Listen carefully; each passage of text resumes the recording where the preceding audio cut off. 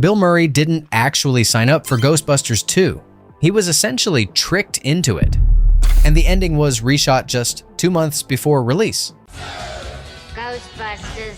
Hope it still works. The film earned $29.5 million in its first 3 days, setting a new opening weekend record at the time, even though it had come after years of delays and uncertainty about whether the original cast even wanted to come back.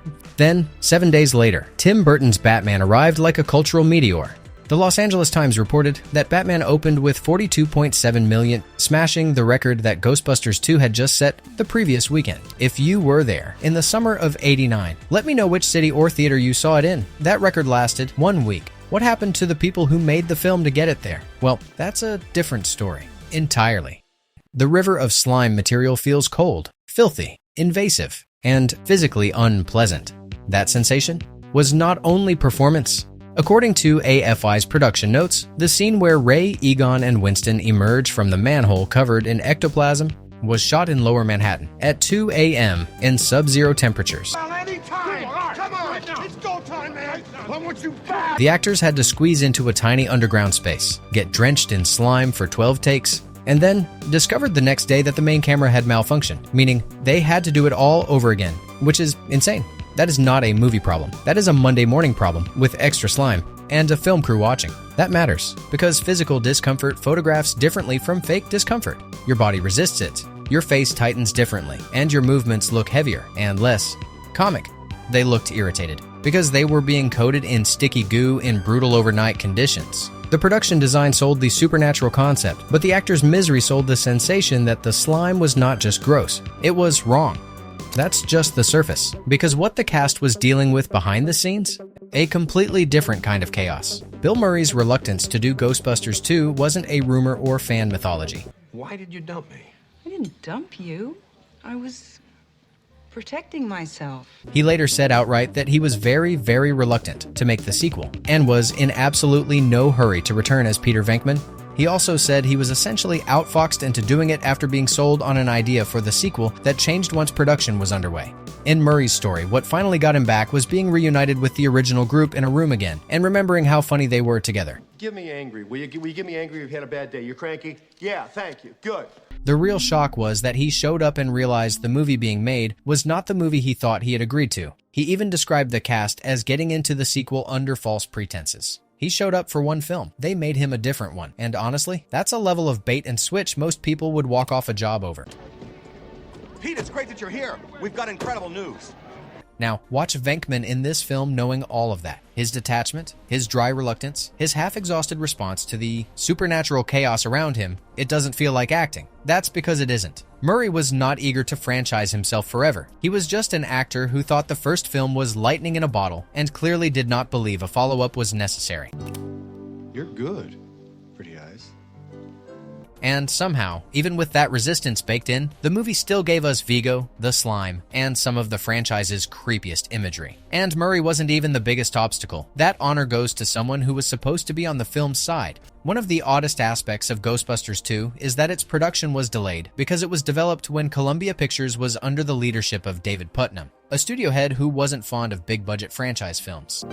Ghostbusters 2 was the film I was working on, where I said to myself at the end of this, we've really reached the end of traditional visual effects. Putnam's lack of enthusiasm caused delays, and at one point he even removed the film from the studio's production schedule. Imagine pitching your boss a project, getting the green light, and then arriving Monday morning to find he's deleted it from the system and told no one. That is the Ghostbusters 2 production in a sentence. Later reports point to him as a key player in the movie's long, tumultuous journey to the screen. To make matters worse, he reportedly had a strained relationship with Bill Murray and talent mogul Michael Ovitz, which was a big problem because Ghostbusters was a franchise that depended heavily on the support of its core creative team. Reitman later acknowledged how chaotic the process was, though he pointed out that the blame couldn't be placed solely on Putnam. When Putnam was replaced by Don Steele, things started to change. Steele made it a priority to get the sequel moving. So, when people assume the film just materialized because the first one was a hit, they overlook the reality. Ghostbusters 2 had to fight its way into existence. The studio was never sure about it. All of that chaos. And the film they eventually made still has a mystery in it that nobody has ever officially resolved. On screen, Ghostbusters treats Oscar's father like a ghost. Dana has a baby. Vigo wants that baby as a vessel. And the script never stops to give the audience a clear, satisfying identity for the father. That omission makes the movie feel stranger than it first appears, because Oscar is the center of the villain's endgame. The film itself only tells us that Dana had been involved with someone else. So what happened with my apartment? Well, the guy spent the whole night there. They went through all your things. Later reference material shows that Oscar is Dana's son with her ex-husband, a fellow orchestra employee who took a job in London. So at the level of the finished film, the identity is vague enough to feel unnerving. But the deeper research changes the story. Turns out later commentary and related franchise sources say producer Joe Medjuk and Reitman identified Oscar's father as the violinist from the first movie, the man Peter mockingly called the Stiff. Then, years later, Reitman reportedly floated the idea that maybe Peter Venkman was the father after all, which clashes with the film's own dialogue. The movie never answers it cleanly on screen, and the behind-the-scenes answers became contradictory enough to make the mystery feel even stranger. Think about that for a second. A baby with no named father, being hunted by a centuries-dead tyrant, nobody truly accountable for him. That's not a plot hole. That might actually be the most unsettling thing in the whole film. Problems, and he got a very good job offer from an orchestra in London, and he took it. So he ditched you. Next, the one detail in this entire production that managed to turn full circle, and it took 30 years. One of the funniest and most prophetic moments in Ghostbusters 2 comes right at the start. Ray and Winston, reduced to performing at a children's birthday party, getting told by one brutally honest kid that they're washed-up scam artists. You know, my dad says you guys are full of crap. That scene is already funny because it shows how far the Ghostbusters have fallen since Saving New York, but it gets much better with hindsight. Turns out that child was Jason Reitman, son of director Reitman. He spent his entire childhood watching his dad make these films. Ray. Then he grew up, picked up a camera, and essentially said, "Let me show you how it's supposed to go." Decades later, Jason Reitman would direct Ghostbusters: Afterlife, the movie that restored the original timeline to the center of the franchise. And he later co-wrote and produced Frozen Empire with Gil Kenan, and the story's still moving. Reporting around Frozen Empire said Reitman and Kenan already had ideas for more sequels, while in March 2026, McKenna Grace said she hadn't heard any recent update about another big screen follow-up. That leaves the franchise in a fittingly strange place. Its next direction is still being shaped by the same person who, as a child in 1989, basically walked into frame and told the Ghostbusters nobody cared anymore. Vigo the Carpathian is frightening partly because he exists in two forms at once. Peter McNicol's Janosch isn't literally Vigo, but he becomes Vigo's human instrument, the creepy middleman carrying out the painting's will. The actual physical presence inside the portrait came from actor Wilhelm von Homburg, whose size, posture, and dead-eyed stillness gave Vigo that heavy, almost medieval menace. And then comes the most bizarre part of the whole story. No, seriously, the voice audiences heard was not von Homburg's at all. Max von Sydow was brought in during post-production and recorded Vigo's dialogue in a single day. Reports say von Homburg only discovered the dubbing at the premiere and stormed out after realizing the voice coming from his own body on screen belonged to someone else. He sat in that cinema, watched his own face on the screen, and heard a stranger's voice come out of it, in front of the entire cast and crew, of all the things. So the performance was split in half. Von Homburg's face, von Sydow's grand aristocratic voice. Normally that kind of mismatch weakens a villain. Here it somehow makes Vigo feel even stranger. He already seems like an unnatural being trapped between worlds. And the production history mirrors that perfectly. Even behind the camera, Vigo is a haunted composite. One man's body, another man's voice. Full stop. If you grew up watching this film, drop a Vigo in the comments. Because honestly, after that story, he deserves it. And none of that would matter if the film had collapsed under the weight of its own production, which it almost did, twice. Ghostbusters 2 didn't get into production with a polished screenplay. The script was still in flux while the movie was being assembled, and the timeline was so compressed that the production was effectively racing its own release date. When Bill Murray was finally ready to return, the script wasn't ready with him, and David Putnam even announced a production start before Reitman had reviewed the unfinished script. That is the equivalent of your boss announcing your project deadline to the entire company before anyone has checked whether you've actually started it. Which, by the way, this wasn't a one-time slip. That instability kept going after the cameras rolled. Large sections of the movie were later scrapped after test screenings, and new scenes were written and filmed during March and April 1989, only about 2 months before release. So when people say the movie started before the script was finished, that's a way of describing something real. The story kept evolving well into production and post-production, and honestly, the film has no right to be as coherent as it is. A movie built under that kind of pressure should feel like loose parts welded together, but Ghostbusters 2 often feels far more controlled than the circumstances suggest.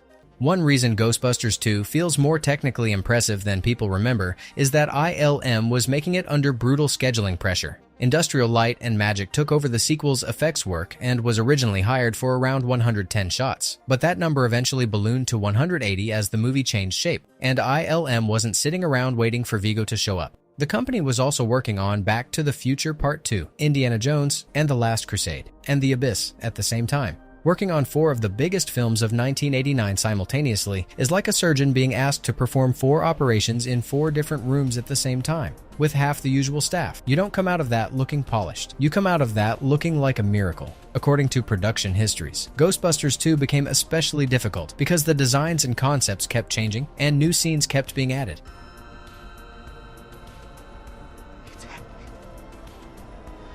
Until ILM eventually refused to take any more alterations. At one point, they had 9 teams working every day for 4 weeks just to finish the expanded effects load.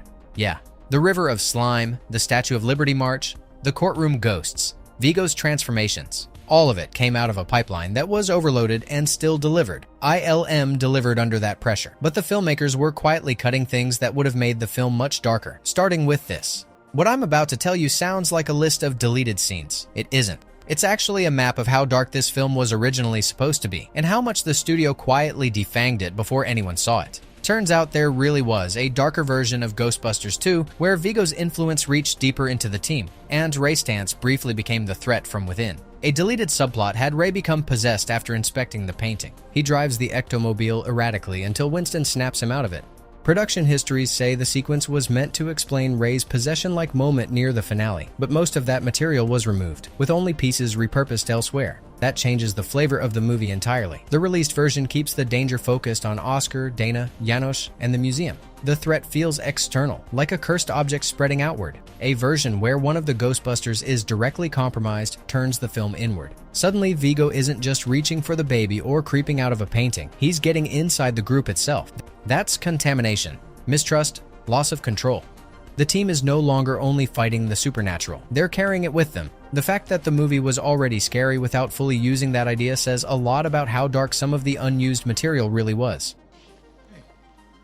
Hey, you finished?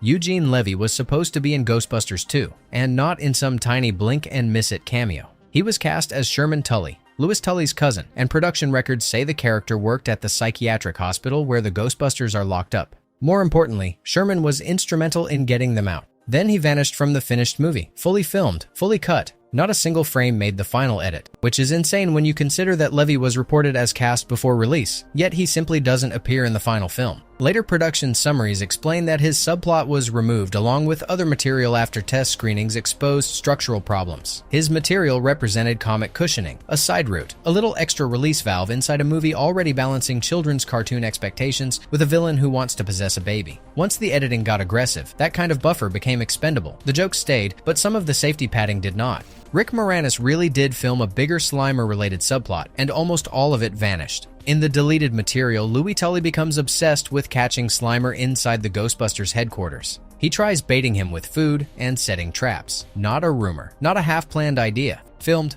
gone. And then, like several other side threads in Ghostbusters 2, it got carved away once test screenings exposed pacing and structural problems. Slimer himself was reduced to just 2 appearances in the final cut. Now, people remember Ghostbusters 2 as the more kid-friendly sequel partly because of the pink slime, the Statue of Liberty, and the afterglow of the real Ghostbusters cartoon hanging over it. But when the edit got serious, the filmmakers actually removed some of the broadest child-facing comic material they had. First, Eugene Levy's lighter detour disappears. Then, Moranis' Slimer chase gets pared back too. The film's reputation as the soft, kid-friendly one is essentially the opposite of what the filmmakers were trying to make. Yeah, what survives is a movie that still has jokes, but is much less cushioned than its reputation suggests. 3 subplots removed, and the team still had to go back and rebuild the ending from scratch. The ending of Ghostbusters 2 was not gently polished near the finish line. After test screenings, Reitman said the final 25 minutes died a horrible death, and the feedback was specific. Audiences didn't feel Vigo was enough of a challenge, didn't fully grasp how the slime, the ghosts, and Vigo connected, and thought the climax came too easily. So the production went back out and shot substantial new material in March and April 1989.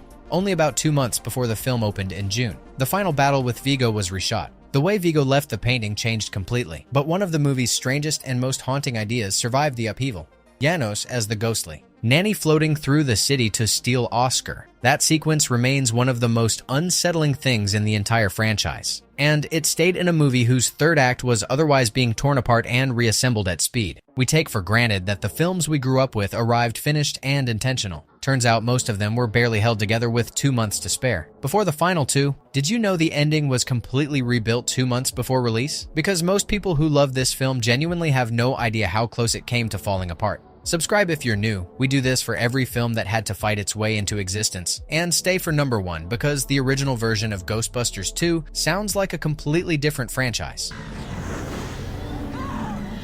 Slimer stayed in Ghostbusters 2 because studio and commercial logic made him very hard to remove. Production histories say he wasn't automatically part of the sequel, but by 1989, he'd become hugely recognizable to children thanks to the first film and especially the real Ghostbusters. So, the character carried brand value that went beyond pure story needs. At the same time, the filmmakers were building a movie about negative emotional energy under New York, a tyrant trapped in a painting, a cursed infant, and a villain trying to claw his way back into flesh. Season of evil begins with the birth of the new year. Those are the movie's real engines. Slimer sits off to the side, almost like a reminder that the franchise also had to sell itself as family entertainment. 2 completely different films were trying to occupy the same runtime. One on paper, the other one on screen. And honestly, even the compromise didn't fully work. Production accounts say some Slimer scenes were retained for children, but test audiences largely had little reaction, which is one reason his role was cut down. That irony still echoes now. Netflix officially announced a new animated Ghostbusters series in 2022, and by Annecy 2025, the project was being previewed with concept art and described as in full production. So even if no one can prove a single executive marched in and ordered more Slimer, franchise history keeps making the same point. He is exactly the kind of character corporations hate to leave unused. The ending was rebuilt, the subplots were cut, and then there was the question of one specific character the studio absolutely refused to let go of. The earliest version of Ghostbusters 2 was a completely different movie. Dan Aykroyd's first draft didn't revolve around Vigo, the possessed portrait, pink slime, or emotional energy feeding the supernatural. Turns out it sent Dana Barrett to Scotland, kidnapped into a story involving fairy rings, folklore, and an underground civilization. Aykroyd later admitted the script was too far out and too inaccessible, and the filmmakers eventually pulled the sequel back toward New York and toward a more unified concept built around urban negativity, a baby in danger, and a tyrant trying to return through art. The film people spend time arguing about was the backup plan. The first idea was wilder than anything that made the cut, right? In other words, the version people now debate and dismiss wasn't the obvious cash grab blueprint from the beginning. It was the version that emerged after a much stranger idea was abandoned and the creative team kept rewriting under pressure. And the sequel's aftershocks lasted for decades. Bill Murray's reluctance wasn't confined to Ghostbusters 2. Later attempts to get a third film made repeatedly stalled, and Dan Aykroyd said in 2012 that Murray would not do Ghostbusters 3, leaving its future uncertain. Harold Ramis, by contrast, stayed publicly open to a third film if the script worked, but he died in 2014.